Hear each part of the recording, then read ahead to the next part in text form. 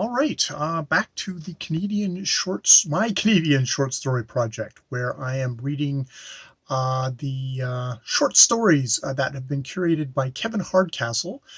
73 short stories to read while we're shut in by the pandemic. This is 2020 and the whole pandemic thing is happening.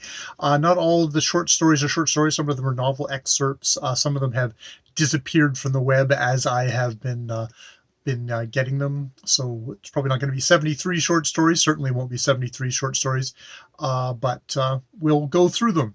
Uh, Today we're going to do three Tshkpw Dreams by Samuel Archibald, which this is actually kind of a good contrast, maybe a good signal of like what kind of reader I am versus the last one I did, which is The Origin of the Lullaby by Lubrin, Canista Lubrin, which was definitely much more kind of literary fiction, very was kind of jumping back and forth in time, was told in very kind of poetic, uncap un un un uncapitalized, unpunctuated little fragments, and was kind of told in a very kind of elusive fashion. I enjoyed that. I wouldn't have wanted to have a whole novel of that, particularly myself. That's just not how my brain goes and how it goes with stories.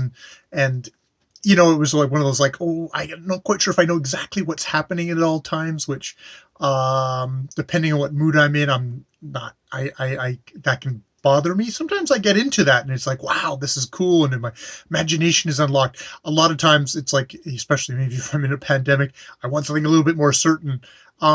So getting to the three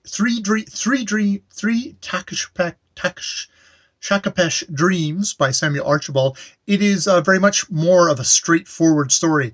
In some ways, this is a police procedural story with some native elements interweaved in. The Tshkpw is at least in this story, is depicted as a kind of a young guy who, not a young guy. The myth is of somebody who was attacked. Parents were attacked by a black bear, and he was torn out of his mother's womb and arrived ready for battle, ready for revenge, which comes very much into this story, which deals with the character of Dave Tshkpw, who has taken this name in kind of honor of his grandfather, who told him this story and many others. And so he's taken this name. He finds out that a friend of his, what turns out to be an informant of his, maybe unknowing informant of his, Simon, a young kid, has been found OD'd in the Frontenac Library in Montreal, in one of the toilet stalls. And he's like, you could say a lot of things about Simon. He was a poet. He was a prostitute. He was a junkie, but he knew how to shoot up. Like, it's very odd that he would have died from an overdose. It's like, it does not make sense. Does not make sense to Dave. Now, within this story, Dave is not known as Dave Tshkpw. He is called by, I guess, on the streets by his name as the Indian. I'll mention this at the beginning, and I probably won't say that word again because that is I think, as a white guy talking about Native peoples, using that word is sort of like if I was a white guy talking about a black person and using the N word. So we'll get to that at the end of the story, and we'll get to talking about Samuel Archibald, the author, at the end of the story too, when we're discussing that, and maybe the use of native stuff in this story and how I feel about it, how effective I feel about it. But so yeah, he starts tracking it down, and he talks to Kim, who's like one of Simon's best friend. He talks to Derek, who is a pimp, dominant sex maniac. We learned later in the story is somebody who's really into young women, and it turns out girls, so pedophile, but is a big gigantic guy, and he finds that, like, well, maybe Simon was kind of was selling stuff that that the local gangster who goes by the name of Teddy Bear, was like, it angered him and had him done. And indeed, he gets himself involved within the kind of the criminal organization. It's really hard up for members at the moment because this is Montreal in the 90s when they were rounding up a lot of these people, so they needed criminals. And so Teddy Bear kind of basically has him in for a job interview and says, like, I need you to do a couple of things for me. And it's like, oh, and you need to go after this Derek guy because I think he's also been selling stuff, and that, I want to make an example of him. And he kind of, and Dave's like you did to that kid, thing, you risks it. And Teddy Bear kind of like pauses for a second and says, yeah, like him, and does it. What throughout this story, which is divided into the three dreams, he has dreams about Tshkpw and Tshkpw wrestling this giant black bear. But what he finds out is he gets to the end of this. We get to, like, he nabs. He's basically got set Teddy Bear up. He's going to get swooped up. They've got enough goods on him and stuff like that. But he has the same dream a second time, and he's like, I've messed up somewhere. This is the spirits or something like that telling me I've got the wrong guy. And he starts digging back. He goes back to Kim, who's like, I haven't done anything new, but Stella, this girl, she knew him. And it turns out, Simon was selling drugs on the side away from, with Derek. And it turns out, it basically comes out that it's like, Derek has supplied him with the drugs that he OD'd on, and whether he on purpose or accidentally basically caused Simon's death. The implication is that he was edging in on his dealings, so he basically gave Simon some stuff that was way too strong, and it killed him. And so they end up with this big fight where it's one of the kind of little lovely details is this gigantic burly guy Derek grabs him in a bear hug, and he's fighting him barehanded, and indeed manages to beat the shit out of him. He's got steel-toed boots, and it's like really graphically done, of like, he just basically shatters his jaw with his steel-toed boots, after like both getting amazing amounts of a thing, but they both kind of expose each other, as Derek is obviously, it's like, he'd given him this information about Teddy Bear because he knew that Dave was a cop.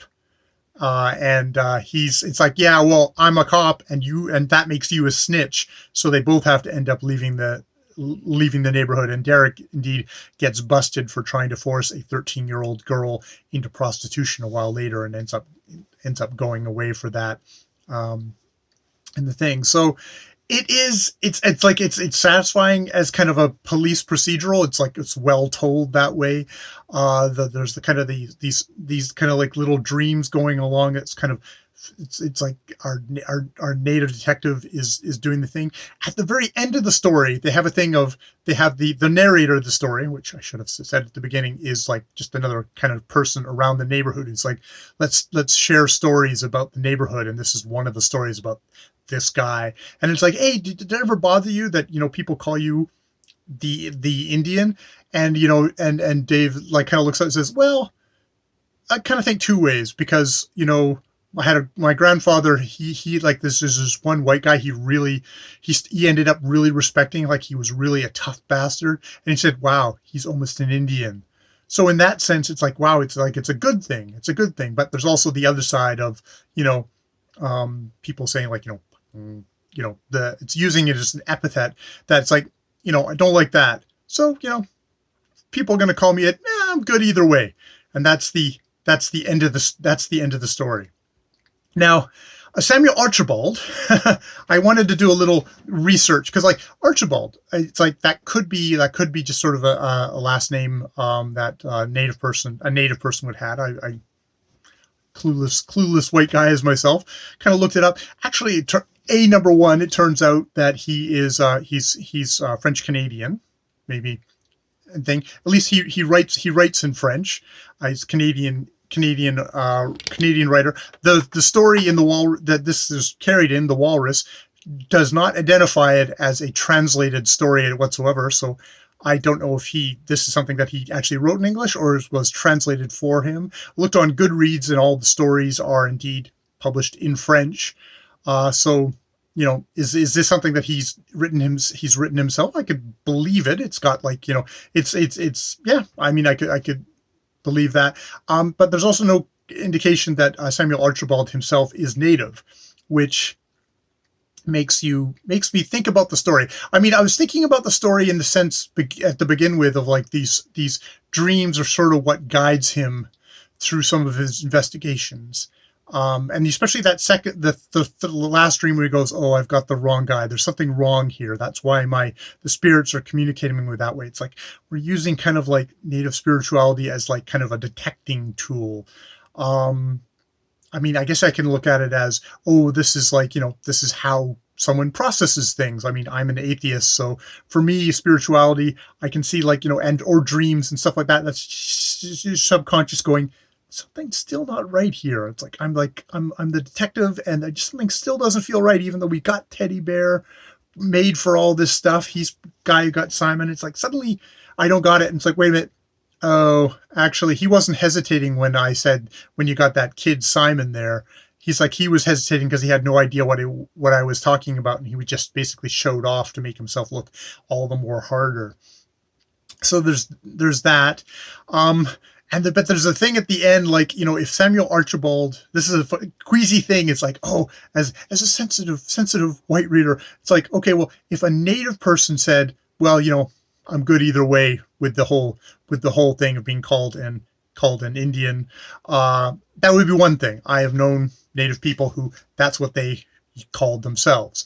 That's not something as a white guy I would ever use to anyone else, unless that particular person said, "Do not call me that. Call me this." It's like the native people get to choose what they get called. That's not my call. Not my call on that. My call is on, I guess I call myself a clueless white guy, so you can call me a clueless white guy, dolt, idiot, jackass. So it's like, is this a non-native writer who's writing a character? I mean, it is a character, and maybe that would be realistic. Of like, you're a working class kind of native person, you'll be like, nah, if I can call myself that all the time, it's a big deal. So it's like that's realistic. But then you have the layer of what happens if this is a white Quebecois writer who's using this, and it's like, is that okay? Which I don't know if it is or not. I mean, that's imagining a character in a book, and I mean, I have issues with the kind of the native dream stuff. But would I have the same issues if this was a definitely native author using that kind of something that might be their heritage in that? So it's all that things of kind of representation. Am I being too much of a sensitive snowflake? As a story, I really enjoyed it as a story. It was like, for me, like, as I said, the origin of the lullaby was kind of, it was definitely higher literary fiction, non-narrative, not sure what's going on from thing to thing, jumping ellipses, where this is much more a very straightforward kind of almost genre crime story, which was easy to slip into. And I could see reading more by this author, more about these characters in this kind of this environment, because it was like, oh, this is Montreal in the 90s, and it's like you can kind of feel it. I have no idea what Montreal in the 90s was like. I've never been to Montreal. I was Montreal once as a clueless tourist, maybe even in the 90s, but like I had no idea about like kind of the biker wars that were going on there, and all the violence and the prostitution and the drugs. That's just, I'm a clueless middle class aspirant white guy, so it's like really out of my thing. So I don't know if it's full of bullshit or not. It felt authentic. It felt like a really good story, well told story. Yeah, so I enjoyed it as a story. I guess there's always those good questions to ask yourself about, like, am I being given something that I, as a white middle class dude in British Columbia, just sort of would expect from Montreal, or is this actually authentic, real, and should I take it as anything more than just like a good story, well told story? I don't think I would say, like, the characters. I don't know. I think these are more like genre characters than they are fully rounded characters. Put it that way. So that maybe that gives me, like, and because it's a genre story, I accept that. Yeah. So again, though, I'm really enjoying doing the short story project. Three, three, three, three Tshkpw Dreams by Samuel Archibald. I enjoyed. It also raised good questions for me to keep in mind as I continue along in my little journey here, or later.